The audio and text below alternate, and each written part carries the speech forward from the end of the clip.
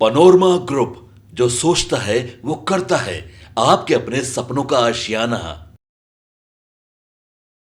नमस्कार, आप देख रहे हैं भारत लाइव। मैं वीर सिंह और आज हम नहले पे दहला में बाबा से जानेंगे कि नीतीश कुमार का मास्टर प्लान क्या है। एक तीर से कई शिकार करने जा रहे हैं। आखिरकार भाजपा क्यों परेशान है? इन सब बातों के पीछे की जानकारी हम सीधे बाबा से जानेंगे। क्या कहना है बाबा आपका इस पे? देखिए वेद, सीधी सी बात है कि 2024 के चुनाव में जिस तरह से नीतीश कुमार ने प्रदर्शन किया है, ओवरऑल प्रदर्शन की बात करें तो नीतीश कुमार का प्रदर्शन बहुत ही बेहतर रहा है। भारतीय जनता पार्टी से भी बेहतर प्रदर्शन उन्होंने किया है बिहार में, और इसके साथ साथ उन्होंने और भी कई दलों को जो अपने एनडीए गठबंधन थे उनके भी जीत में बड़ी भूमिका निभाई है। ऐसी स्थिति में नीतीश कुमार का ये हक बनता है कि वो आगे की रणनीति तय करें, और आगे 2025 का चुनाव नीतीश कुमार का चुनाव है। ये नरेंद्र मोदी का चुनाव था और अगला चुनाव नीतीश कुमार का है। तो नीतीश कुमार को ये पूरा हक है कि नीतीश कुमार अपने लिए अपने अनुसार रणनीतियां बनाए, और नीतीश कुमार चाहते भी यही है। यही कारण है कि नीतीश कुमार लगातार अपनी रणनीतियां बना रहे हैं और मास्टर स्ट्रोक पर मास्टर स्ट्रोक दे रहे हैं।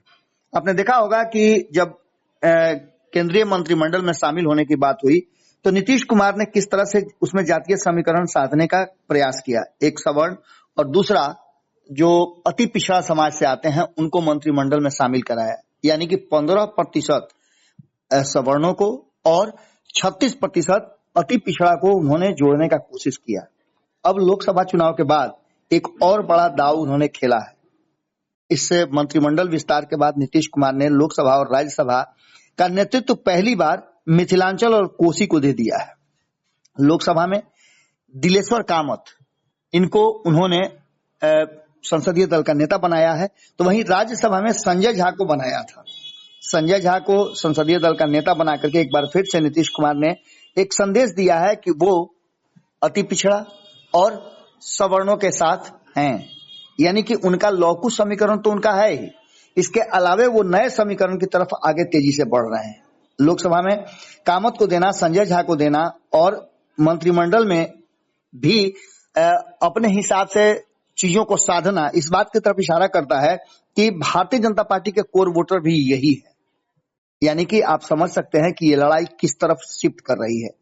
जदयू ने संसद में दोनों सदनों के लिए अपने नेतृत्व को बदला है, जिम्मेवारी बदली है, और इन जिम्मेवारियों को बदलने के साथ साथ कई ऐसी बातें हैं जो अब सामने नजर आने लगी है।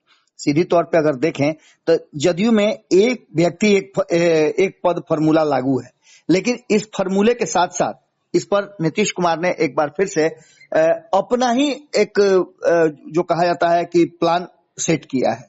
एक व्यक्ति एक फॉर्मूला वाले को कैंसिल करके, जैसे नीतीश कुमार रहते हैं वैसे ही उन्होंने जनता दल यूनाइटेड में एक नया ट्रेंड शुरू किया है, और ये भी काफी परेशान कर रहा है उनके जो सहयोगी हैं या फिर उनके विरोधी हैं।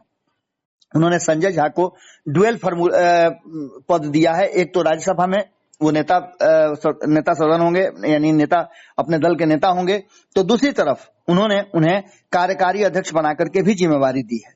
इसका मतलब आप समझ सकते हैं कि भारतीय जनता पार्टी को के साथ सामंजस्य बिठाने की भी परंपरा है। तो वहीं राज्यसभा में संजय झा पार्टी का मुखर अभिव्यक्ति भी होंगे।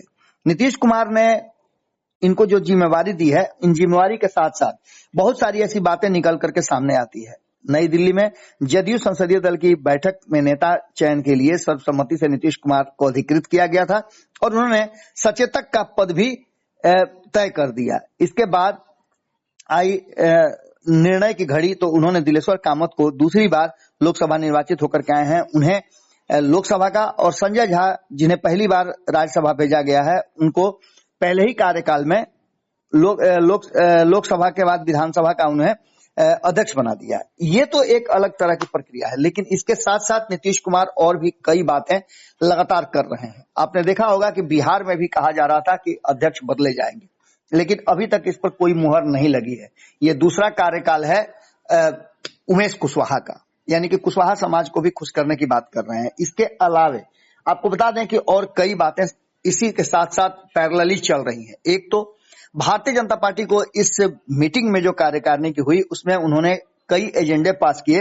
उनमें से कई एजेंडे जिसकी चर्चा हम लगातार कर रहे हैं, भारतीय जनता पार्टी को परेशान करने वाली है, जिसमें देश भर में जातीय गणना की बात है, जनगणना की बात है। तो वहीं दूसरी तरफ उन्होंने बिहार को विशेष राज्य और विशेष पैकेज की बात कर दी है। तो आरक्षण की सीमा को बढ़ाने के लिए भी 9वीं अनुसूची में शामिल करने की बात कही है। ये तो वो बातें हैं जो भारतीय जनता पार्टी से वो डिमांड कर रहे हैं, और ये डिमांड बिहार में आने वाले 2025 के चुनाव के लिए काफी अहम भी हो जाते हैं। ऐसी परिस्थितियों में आप समझ सकते हैं कि नीतीश कुमार की रणनीति और प्लानिंग किस तरफ जा रही है।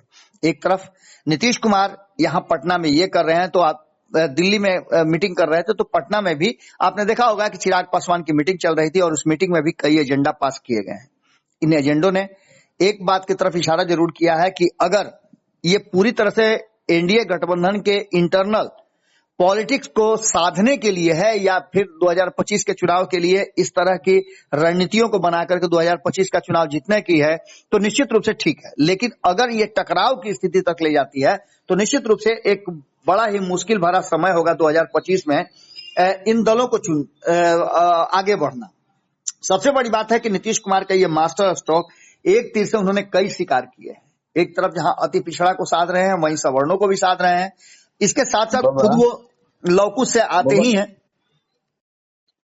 बाबा, आपको याद होगा बाबा कि एक बार प्रधानमंत्री नरेंद्र मोदी जी से बातचीत के दौरान मुख्यमंत्री नीतीश कुमार जी ने कहा था कि इस बार जो गलती हुई है, थोड़ा बहुत जीत गए हैं लेकिन अब की बार जीतने नहीं देंगे, जो थोड़ा बहुत रहा सा कसर रह गया है। तो बाबा, देखने वाली बात यह है कि लगातार जो विपक्ष जो जिन मुद्दों पे ही हमला कर रही थी, कमजोर कड़ी बता रही थी कि ऐसा काम होना चाहिए, या तो आरक्षण हो, तो उसी पे माननीय मुख्यमंत्री नीतीश कुमार जी प्रस्ताव भी रखे हैं। क्या लगता है? देखिए, नीतीश कुमार जो हैं वो अलग तरह की राजनीति करते हैं, और नीतीश कुमार की राजनीति और रणनीति आपको पता है कि एक फिनिक्स की तरह वो बार बार समाप्त होकर के भी खड़ा हो जाते हैं। जब जब नीतीश कुमार को कहा गया कि खत्म हो गए, तब तब नीतीश कुमार ने दोहरे ताकत से और एक बार फिर से 2024 के चुनाव में उन्होंने प्रमाणित किया, जिसकी चर्चा मैं शुरू से ही कर रहा था। अब इन सारी परिस्थितियों को लेकर के जो एक तीर से कई शिकार की बात मैं कर रहा था, और इसके पीछे की रणनीति 2025 का चुनाव भी है, तो आप समझ सकते हैं कि नीतीश कुमार ने पूरी तरह से तैयारी कर ली है। दूसरी तरफ आप देख रहे होंगे कि सम्राट चौधरी ने नीतीश कुमार के साथ और नीतीश कुमार के नेतृत्व में 2025 के चुनाव को लड़ने की पूरी संभावना व्यक्त कर दी है, और बाकी की जितनी भी बातें चल रही हैं पैरेलली, उन सभी को नकार दिया है। क्योंकि सम्राट चौधरी खुद अयोध्या जाकर के अपने पूरे दलबल के साथ, मैं बार बार कह रहा था दलबल के साथ, कई मंत्री, कई पत्रकार, कई लोग उनके साथ जा रहे हैं, और अयोध्या में जाकर के वो अपना पगड़ी भी उतारेंगे, मुंडन भी करवाएंगे। और ये उनके पूरे मंत्रिमंडल के, जो नीतीश मंत्रिमंडल के सदस्य हैं, उनमें से अधिकांश लोगों का होना इस बात की तरफ इशारा करता है कि पूरा का पूरा मंत्रिमंडल और भारतीय जनता पार्टी का जो वर्तमान नेतृत्व है वो स्वीकार करता है नीतीश कुमार के अगुवाई वाली जो 2025 में चुनाव लड़ने की रणनीति है उसको। दूसरी तरफ आपको बता दें कि जीतन राम मांझी की तरफ से भी इस तरह का कुछ बात नहीं किया गया। संतोष सुमन से 2-3 दिन पहले ही हमने बातचीत किया था, आपने देखा भी होगा, भारत लाइव पे उनका इंटरव्यू चला था। उन्होंने कहा कि नीतीश कुमार तो अभी ठीक है, फिट है, नीतीश कुमार हमारे मुख्यमंत्री हैं तो नीतीश कुमार हैं। ये बातें चिराग पासवान की टीम में भले उठ रहा हो, लेकिन सबसे बड़ी बात है कि चिराग पासवान ने भी ये बात स्वीकार किया है कि वो उनके नेतृत्व में लड़ेंगे। यानी कि नीतीश कुमार का जो दांव है वो पूरी तरह से फिट बैठता हुआ दिखाई दे रहा है। जहां जहां नीतीश कुमार थोड़ा कमजोर हुए हैं, वहां वहां भी नीतीश कुमार ने अपने आप को मजबूत करने की पूरी कोशिश की है। आपने देखा कि सीमांचल और कोसी को, मिथिलांचल को पूरी तरह से वो अपने गिरफ्त में लेना चाहते हैं। जैसा पहले था वैसा ही सब कुछ करना चाहते हैं, और ये क्षेत्र उनके लिए काफी मुफीद भी है। तो दूसरी तरफ आप समझिएगा कि इन सारी परिस्थितियों को एक जगह ला करके अब अगला जो स्टेप है नीतीश कुमार का, वो उपेंद्र कुशवाहा का होगा। अब बहुत जल्द देखिएगा कि उपेंद्र कुशवाहा के लिए भी रास्ते तैयार कर लिए गए हैं, और उपेंद्र कुशवाहा को भी इस गठबंधन में मजबूत जिम्मेवारी दी गई है। उपेंद्र कुशवाहा की टीम की तरफ से इस हार के बाद भी आपने कोई भी ऐसा बयान नहीं सुना होगा जिससे कि एनडीए के घटक दल और आपस में खटपट हो। तो ऐसी परिस्थिति में आप समझ सकते हैं कि नीतीश कुमार ही हैं जो इन सारी परिस्थितियों को और विषम परिस्थितियों को भी अपनी तरफ कर लेते हैं। जो लड़ाई 2024 में हुई है, थोड़ा कमजोर हुए हैं। जो बात आपने कही कि नीतीश कुमार ने कहा था कि एक आध दू को जीत गया है, नीतीश कुमार की नजर उसी पर है। हालांकि आपने 2015 चुनाव देखा होगा, 2020 चुनाव देखा होगा, 2025 का भी चुनाव आप देखेंगे तो 2015 और 2020 की परिस्थितियों को यदि सामने रख के देखें तो नीतीश कुमार उसमें कोर फैक्टर 2015 में थे, तो वहीं 2020 में भी उन्होंने प्रदर्शन तो किया था, लेकिन उसके कारण क्या थे कम सीटें आने का, ये सब कोई जानते हैं। इस बार नीतीश कुमार ने उन सारी संभावनाओं को समाप्त करने के लिए वो सभी घटक दल जो नीतीश कुमार के विरुद्ध थे या एनडीए के विरुद्ध थे, उन सभी लोगों को इस बार एनडीए में रखने का प्लान बनाया है और ये नीतीश कुमार का मास्टर स्ट्रोक है। ऐसी स्थिति में आप समझ सकते हैं कि आने वाले 2025 के चुनाव में एक मजबूत रणनीति के साथ नीतीश कुमार ने एनडीए को संभाला है और आगे भी ऐसी पूरी संभावना है कि वो संभालेंगे। नीतीश कुमार के मास्टर स्ट्रोक ने कहीं ना कहीं भारतीय जनता पार्टी की परेशानी तो जरूर बढ़ाई है, लेकिन भारतीय जनता पार्टी इस बात को लेकर के संतुष्ट भी है कि नीतीश कुमार के नेतृत्व में अगर 2025 का चुनाव लड़ा जाए तो बेहतर रिजल्ट और बेहतर परिणाम आ सकते हैं, क्योंकि उनकी लड़ाई सीधे लालू प्रसाद से और लालू प्रसाद की रणनीतियों को अच्छी तरह से नीतीश कुमार समझते और उसे मात भी देते हैं।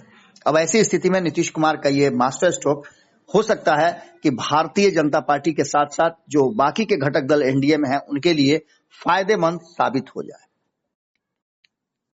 जी, तो जैसा कि अभी आपने सुना कि नहले पे दहला में बाबा ने बताया कि नीतीश कुमार, माननीय मुख्यमंत्री नीतीश कुमार, जिनको कभी कहा जाता था कि अब वो खत्म हो चुके हैं, लेकिन उसके बावजूद जो नीतीश कुमार का जो मास्टर प्लान है एक तीर से कई शिकार करने का, तो आखिरकार ये जो कार्यकारिणी की बैठक हुई है उसके बाद जो अहम फैसले लिए गए हैं उसका क्या कुछ असर पड़ेगा, वो अभी हमें देखने के लिए क्या कुछ आगे मिलेगा, तो हमें थोड़ी इंतजार करनी पड़ेगी। तब तक के लिए और भी ऐसे तमाम खबरों के साथ जुड़े रहें और देखते रहें भारत लाइव। धन्यवाद। पनोरमा ग्रुप, जो सोचता है वो करता है। अगर ये वीडियो पसंद आई और वह बिहार के राजनीति और बिहारियत से सरोकार रखेनी तो सब्सक्राइब बटन दबा के चैनल के सब्सक्राइब कर ली। ओजे एगो घंटी बा, ओकरा बटन दबा देला से कुल सटीक और मारक खबर रुआ मुफ्त में मिल जाई। अगर रुआ पत्रकारिता के हमनी के नया प्रयोग में सहयोग कर चाहतानी तो ज्वाइन बटन दबा दी। पेटीएम नंबर नोट कर ली 9386816700। धन्यवाद।